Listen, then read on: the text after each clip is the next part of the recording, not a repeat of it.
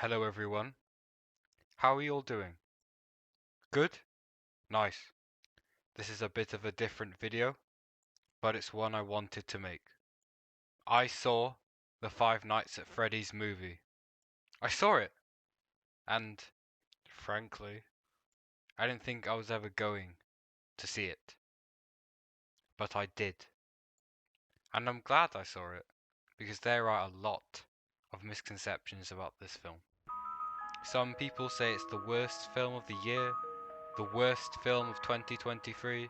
Other people say it's a masterpiece. Other people say it's brilliant.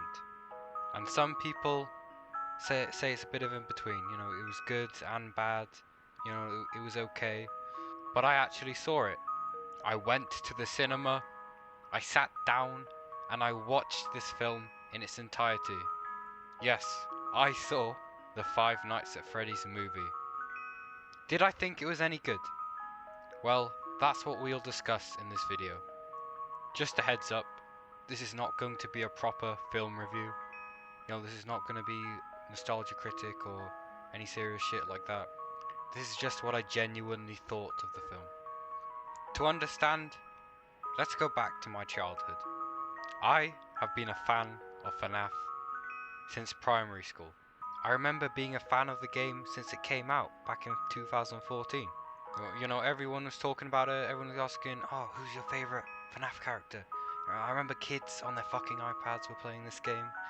You know, it was insane back then. FNAF was crazy back then. YouTube was going mental. You had all these songs. You had all these amazing songs coming out about it. Right, let's be honest. Everyone has had that FNAF phase, okay? The Living Tombstone. The goddamn Living Tombstone song. Everyone who's ever been a fan of FNAF ever has heard that song. That is a genuine fact, okay? That is a fact. We all had these crazy theories coming out by MatPat, you know, who Purple Guy was, who's Golden Freddy, who were the kids, and you know, every little bit of lore and content that was released, everyone was analysing it, yeah? They were analysing it like crazy. Right, this was the time to be alive, this was the time to be a FNAF fan. We had all these banger songs coming out, we had all these weird SFM videos we all remember. We had all this merch coming out, this FNAF merch, you know, the plushies, the figurines, and we had fan games. I fucking loved the fan games, okay? I fucking loved them, right? I had Five Nights at Candy. I played them all, right? I played them all. We had Five Nights at Candy's, One Night at Flumpty's, Jolly! Five Nights at Treasure Island, all of them. I played all of them, right? I even remember, right, when I had a laptop, I would download all these fan games off Game Jolt, and I would just play them non-stop. I downloaded so many fan games. It corrupted my laptop. It corrupted it. We had to get it fixed, delete all the games, software repaired. Okay, that's how big of a FNAF fan I was. I loved the fan games, right? I would even go as far as saying I loved the fan games more than the original series. There, I said it. The fan games are better. In fact, these fan games are so popular, there's an entire goddamn Game Jolt section about them. Right? There's so many of these FNAF fan games, they made an entire section dedicated to this genre. That's how big FNAF was, okay? That's how popular FNAF used to be. I thoroughly remember as well, every game you had a camera. When you flipped up that camera, you had a map of the location, right? Original series, fan games, whatever, right? I used to be obsessed with those maps. I would draw them out thoroughly, detailing them, labeling them, all the camera angles. I was obsessed with it, okay? That's how obsessed with FNAF I was. I was a massive FNAF geek. Looking back on it as an adult now, though, I've kind of noticed that FNAF, well, FNAF is a bit cringe. You know, you loved it as a kid, but then looking back on it, you know, the games are alright. They're not that scary. Okay? You used to be terrified of this shit when you were a kid, okay? You used to be pissing your pants. Admit it.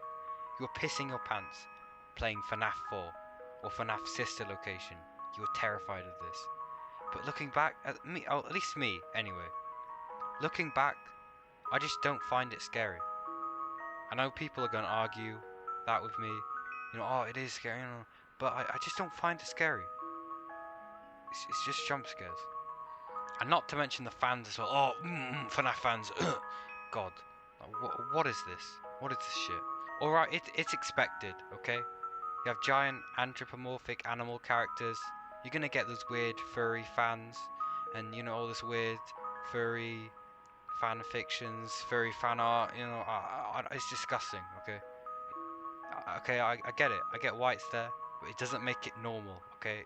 It's not good. I've seen some messed up shit. I've seen some messed up shit on Twitter. That place is fucked up, dude. FNAF, what have they done to FNAF? Don't search it up. Do not search it up. Whatever you do, do not search it up. You will get traumatized for life. Anyway, moving on. Everyone has always wanted a FNAF movie, okay? We've been waiting for this movie for 10 years. People were hyped, okay? And whenever something was released, people were going ape shit, okay? People were obsessed with this film. They thought this film was going to be incredible. So, when the trailer finally dropped, people could already tell this film was going to be ass. This film was going to suck donkey balls, okay? We could just tell by the trailer. I mean, the retards over at Universal decided to give the animatronics red eyes. I mean red eyes. Do they think this shit is scary? I mean, look at it. They look high. They look like they're smoking ganja. They look like they're on marijuana 24/7. I mean, they already messed up with the trailer. Everyone could already tell this film was going to be bad. They messed it up in the trailer. They messed it up on the posters. This film's gone. Okay, this film is fucked. Right, so me being me, I had absolutely no interest in seeing this film. My FNAF phase was long gone. I was grown up now, had responsibilities, I had jobs I had to do. I wasn't interested in seeing a film about some giant furry robots killing people. But then my friends prompted me. My friends, my mates. Everyone was talking about this film. They all said it looks terrible, it's garbage, it's the worst film of the year. And then, me being me, I asked, have you actually seen the film? What is it like? They said, no, we haven't seen it, it just looks bad. Me being a very self-aware person, I kind of took notice of this, right? Everyone is saying this film is shit. They haven't even seen this film, right? They're saying it's awful, they haven't even seen it. So you know what? I decided I only get to live once. I only get to experience life on this earth once. I only get to be this person for a short period of time. So you know what? I might as well see it. So I had decided I was going to see the Five Nights at Freddy's film. I told everyone, say hey, I'm going to see this film. If anyone wants to come along, be open, be my guest. They said, no bro, don't see it, it's a waste of money, don't see it. But I saw it. And I'm glad I saw it, because, guess what? I actually ended up enjoying it. Yes, that is right. I actually ended up enjoying the FNAF film. It wasn't... Okay, listen.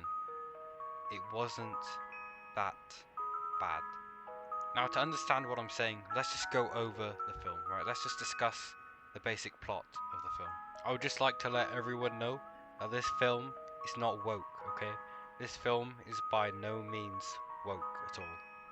Which I'm thankful for. I'm very thankful for. There are no agendas in this film. There's absolutely nothing like that. There are no forced interpretations. You see it everywhere now on adverts, everywhere, especially in the Western world. It's ruined society. It's ruined films. It's ruined everything. So there's absolutely nothing like that in this film. In fact, I knew when I was going to see this film, I'd missed the big rush, okay? This film came out around Halloween in October, so I knew the big rush was over, okay? I knew there were very well. I knew there was going to be no furries, no emos, no non-binary Rubik's cubes in the cinema. It was just going to be me, right? It was just going to be people who hadn't seen the film. So I knew very well, as I was going into the cinema, there was going to be nothing like that. As this video comes out, the FNAF movie will no longer be in cinemas. When I saw it, in the UK anyway, it leaves on December 11th. So as this video comes out, you will no longer be able to see this film. Right, so the basic plot of the film is this. We follow Mike Schmidt from the first game, played by Josh Hutcherson. Mike works as a security guard at a shopping centre, that is, until he is fired for assaulting another man who he mistook for kidnapping a child. His boss, Steve Raglan's, played by Matthew Lillard, assigns him a new job as a night guard at a closed down pizzeria known as Freddy Fazbear's. At first, Mike refuses the offer, but then is forced to take the job so he can afford to look after his little sister Abby, played by Piper Rubio. If Mike doesn't find a job soon, then social services will force Mike to give Abby away to her Aunt Jane, played by Mary Stuart Masterson. Aunt Jane herself is only interested in the court's monthly payments and has no interest in Abby's overall safety.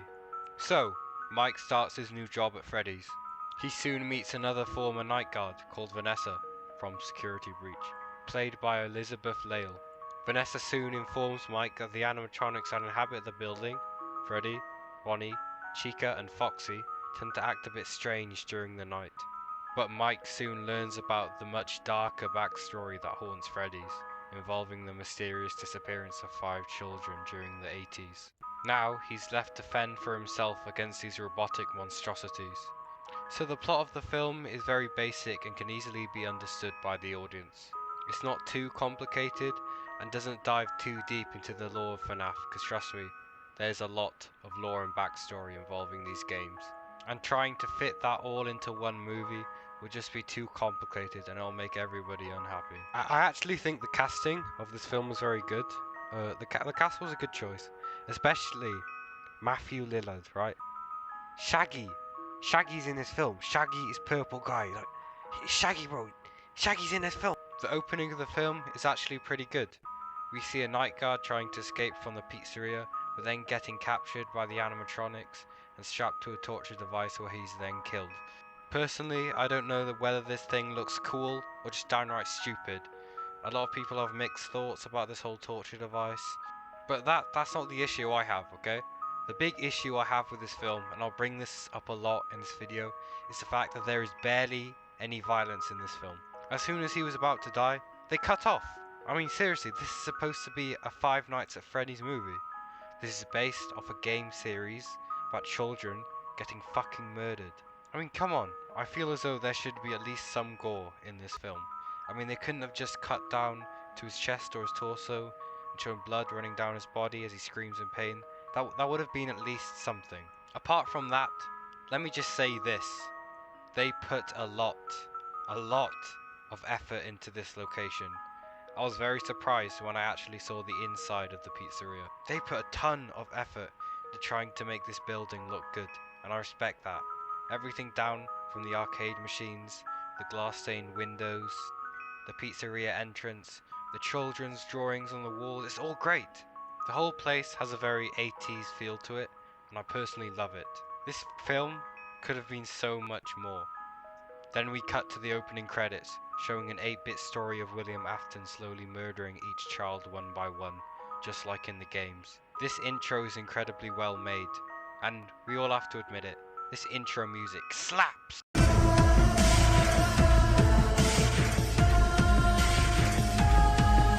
As soon as you walk out of the cinema, this song will get stuck in your head. That is guaranteed. Throughout the film, we also have these very well placed out Easter eggs. In the shopping centre that Mike worked at, we could see the ice cream place he was buying from had the iconic Chica's Magic Rainbow from FNAF World as its logo. We all know what I'm talking about, right? The rainbow, right? That always fucking kills you. And then says, "You suck! You suck!" And we at least have to mention the cameos. Both Matt Pat and Corey X Kinchin make appearances in this film, both of which are popular YouTubers who've made plenty of FNAF related content. It's a nice little way of honouring the FNAF universe. There is also this clever little jump scare that occurs throughout the film. On his first night, Mike opens a locker in his office, only to get spooked by a miniature Balloon Boy figure. Balloon Boy, thankfully, isn't actually in this film. The whole scene as well is accompanied by a zoom in of the face and a screeching noise. And, not gonna lie, I actually jumped when I saw this. Yes, I fucking jumped when this fucking Balloon Boy showed up. This film actually scared me. I jumped because it was so unexpected. I wasn't actually expecting stuff like this to be in this film. I was going into the cinema, I was going into watching this film, expecting there to be nothing scary. Everyone told me this film is not scary. And it actually it made me jump. This scene made me jump. I'm surprised. And I'm impressed as well. I'm very impressed. And this jump scare occurs 3 times throughout the film. Yes, this happens 3 times. I only jumped on the first time, but I was impressed. I was impressed this film even made me flinch. Another thing that made me reconsider the scariness of this film were the dream sequences. So in this film, Mike has a recurring dream about the time his little brother got kidnapped. He was only 12 years old when this happened. He was on a camping trip in Nebraska with his family. His job was to look after his little brother Garrett. When he wasn't looking, however, an unknown stranger grabbed him and drove off with Garrett in his car. This was the last time they ever saw him. This all explains why Mike acted so aggressively towards that man in the shopping center.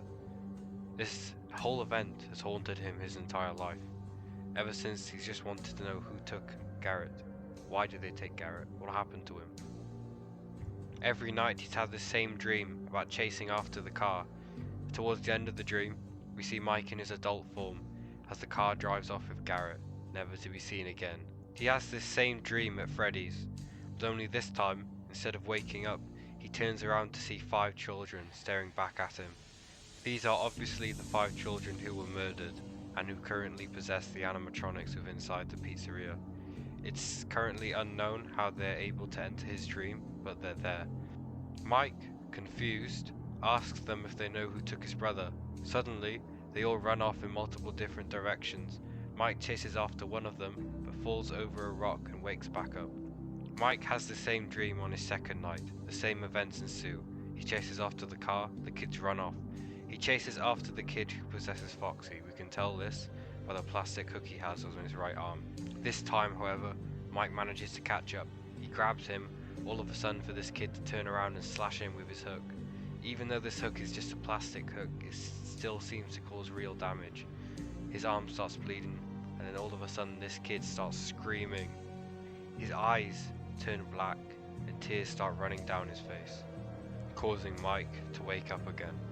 Once again, I was kind of surprised that this was going to be in the film. I had no idea. I wasn't expecting this kind of stuff. I even, looked around the cinema to see if anyone else had this same reaction as I did. Looking back on the image, it is kind of goofy. It's obviously supposed to be reminiscent of the crying children from the FNAF minigames.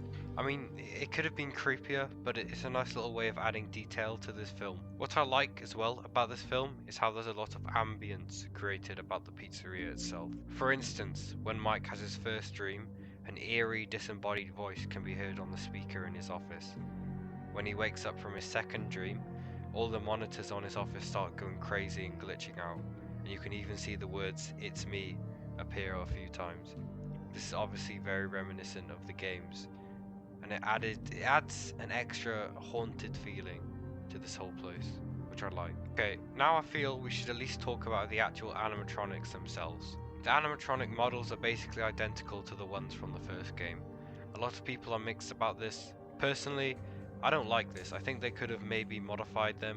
I feel like they should have done a special design for these animatronics, a special design for this film. They could have kept some similarities from the original game, but also modified some things to make it more creepy, for this film. I feel like that would have been a better move to make. There is this really good FNAF project known as FNAF Plus. It's essentially a remake of the original game with added features, extra creepiness. They did a fantastic job at making the models of the animatronics, again, keeping similarities to the original game, but adding extra factors of creepiness. I think Bonnie's model in this game looks really good. It looks so does Chica. In fact, this whole project made me interested in FNAF again. When I heard about this, I genuinely got excited about FNAF, and I haven't been excited about FNAF in a long time. I think this project could have brought the creepiness back to FNAF that it needs, right? It could have brought the FNAF we all grew up with. Sadly, FNAF Plus got cancelled. At least I'm pretty sure it got cancelled by the creator or something. I know there's a bunch of copies of this game up. I'm not really sure what's happened. I'm not up to date with FNAF in general. In fact, I only got into it again because this movie came out and, all this stuff. I had to go see it. So I'm a complete novice at FNAF. I'm not up to date with my FNAF lore, okay? So if I get anything wrong in this video, that's because I'm not up to date, okay? I don't know FNAF. I don't know FNAF as well as I used to. Okay, now I think we should talk about a scene that let's just say really pissed me off, okay? And the scene is where most people end up dying in the film.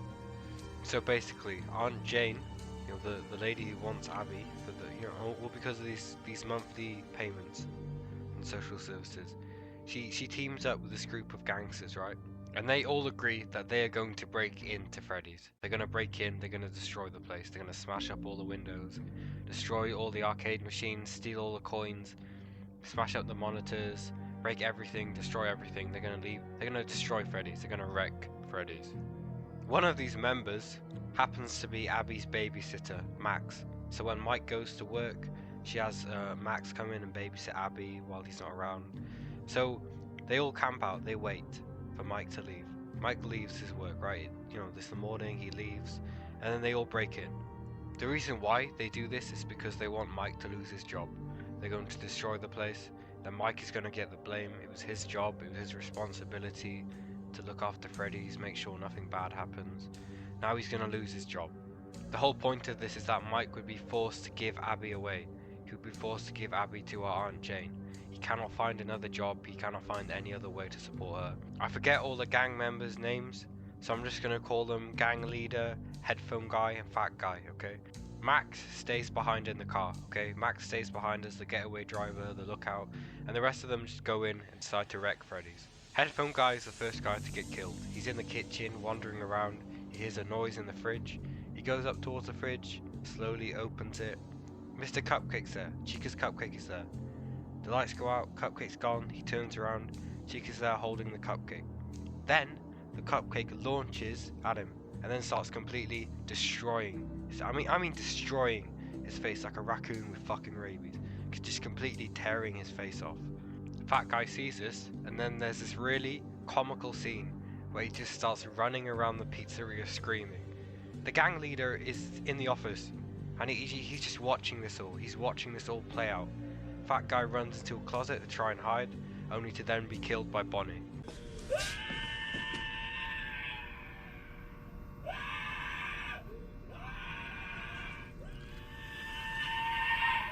Hank? What the hell are you doing?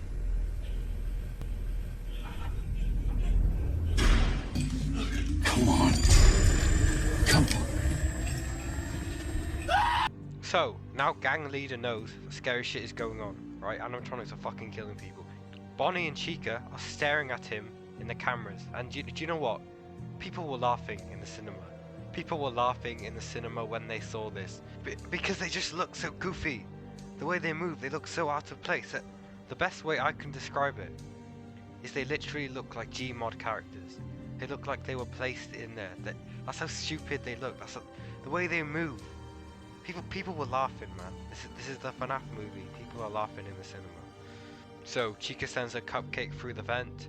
The cupcake is trying to get in the office. Gang leader's holding the door up, trying to prevent the cupcake. The cupcake's banging on the vent. It's supposed to be a scary scene. But let me just say this, and it's a general question. It's not me complaining. It's a question. How the fuck is the cupcake alive? How is the cupcake doing shit? In fact, the cupcake does more fucking work than Chica herself. The cupcake has more screen time than Chica in this film. How is the cupcake alive? Who is possessing the cupcake? Why is the cupcake killing people? They can't fit a body in that cupcake. So how is the cupcake even doing these things? They never explain this in the film. So anyway, gang leader's out. He's out. He's towards the exit. He's trying to get out. The exit's locked. The lights go out. Then we hear Foxy's iconic humming. You know what I'm talking about.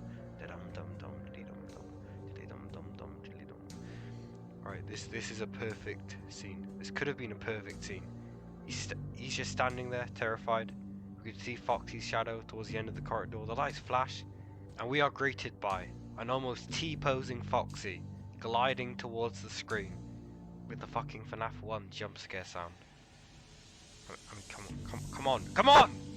Who directed this film? Who looked at this scene and said, you know what, this is fine. We can show this. Yeah, this is good. No, bull fucking shit. Who actually directed this film? What human intelligence looked at this and said this was okay to put in cinemas? Well, that's not even the stupidest part, okay? We haven't even gotten to the stupidest part yet. Because we still have Max. We still have Max waiting in the car. All her friends are dead. The time's passing. She has no idea what to do. So she gets out. She goes towards the building. Max enters the pizzeria, only to see an apparition of one of the murdered children. The child runs off, shouting, "Follow me!" Max takes suit, only to end up in the parts and service room. Freddy is just standing there lifelessly. The child's voice can be heard. The child seems to be playing hot and cold with Max, shouting colder whenever Max steps away from Freddy, and warmer whenever she gets closer. Confused, Max grabs a chair to get a better look at Freddy's face, and then this happens.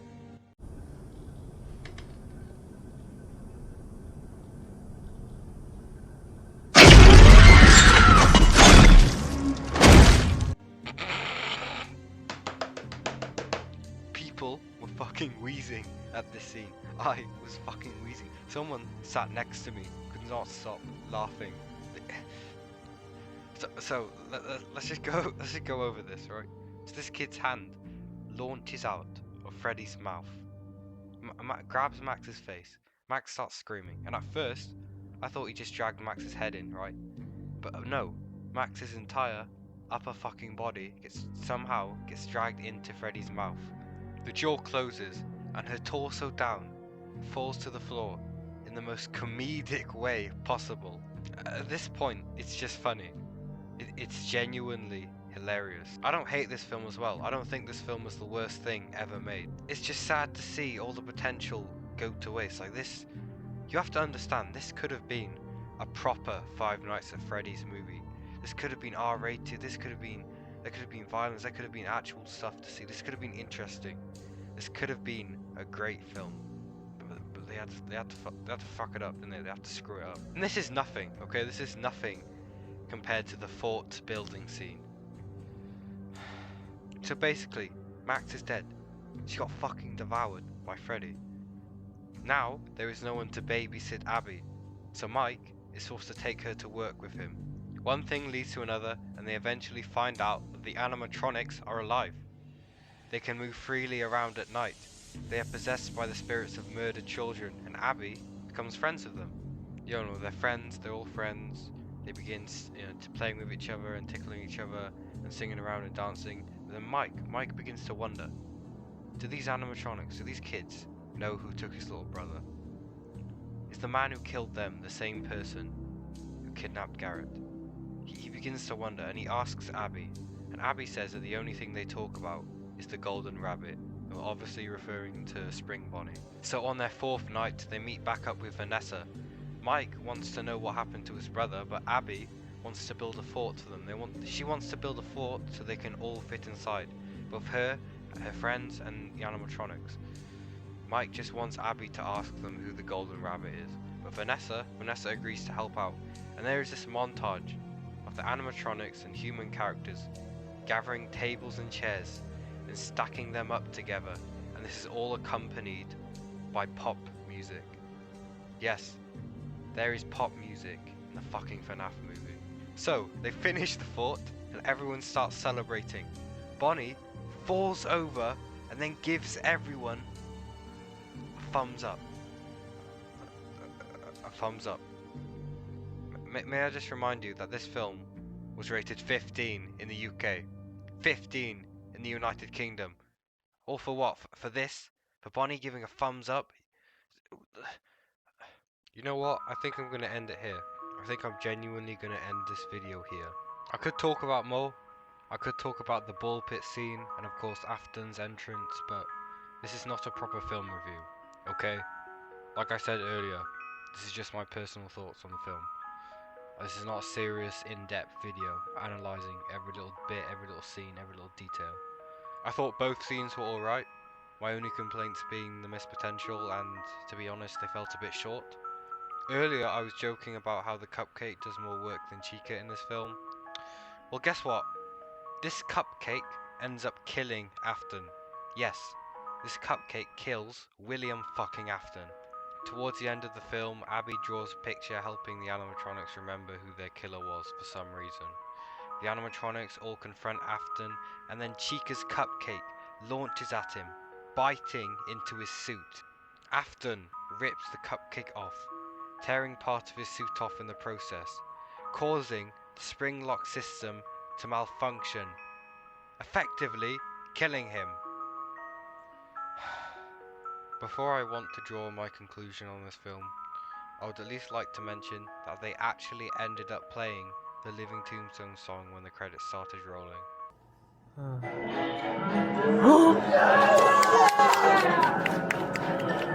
Oh my god! Amazing. You think that's... Yes, they actually played the Living Tombstone song. It's great and all, and I'm glad it made people happy. We can just be thankful that they didn't play the FNAF 3 musical by Lugani. Skin till they take shots. This attraction is great. So many guys I can rate. So, is Five Nights at Freddy's the worst film of 2023? No. No. Because technically, it isn't even a proper film. This whole movie felt more like a fan film rather than a proper film. There is barely any violence, the story is okay, there are some, plot holes and stuff that they don't explain, like how is the cupcake alive? And also, why did William Afton kidnap Garrett? Why did he kidnap Mike's little brother? Like they're in a camping trip in bloody Nebraska. How did he get all the way to Nebraska? Why was he in Nebraska kidnapping kids? It would have made more sense if Garrett had gone missing in the pizzeria, but no. He's just out here kidnapping kids. Okay then. We have references and Easter eggs from the FNAF universe. We have cameos. This whole thing felt like a 109-minute long fan film. It sucks at trying to be a proper horror film, but it succeeds at trying to appeal to the fans. I know that FNAF fans, especially hardcore FNAF fans, are going to love this movie regardless. And people like me are obviously going to show more hatred towards this film. Now we have to keep that in mind. So, Five Nights at Freddy's is not the worst film of 2023 because technically it isn't even a proper film. If you are treating this film as a goofy, heartwarming fan film, then yeah, it's alright. However, if you're trying to compare this film to other horror movies, then it's awful. It's absolutely terrible.